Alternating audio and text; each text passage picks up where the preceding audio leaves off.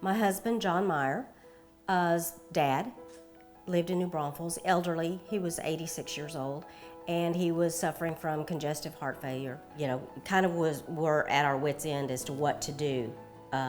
So we finally contacted the hospice again in New Braunfels, and they were wonderful.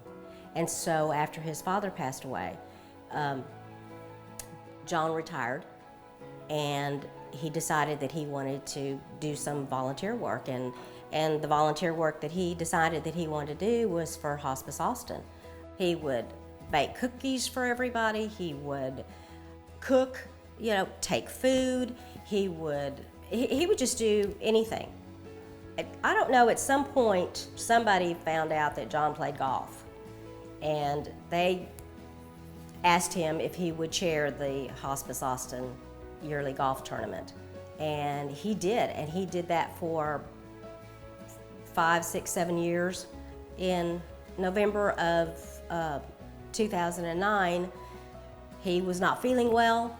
Jon was not feeling well and went to the doctor, and he found out that he had pancreatic cancer. He found himself being the recipient and being the person that would need the hospice care. I'll tell you, the care that we received, the nurses, yeah, the nurse was great, the chaplain was great, the aide was great. You know, having somebody come in, not only take care of you, but also talk to you about the things that you're interested in, it was great. I think the fact that everybody at Hospice Austin loved Jon so much was very comforting to me.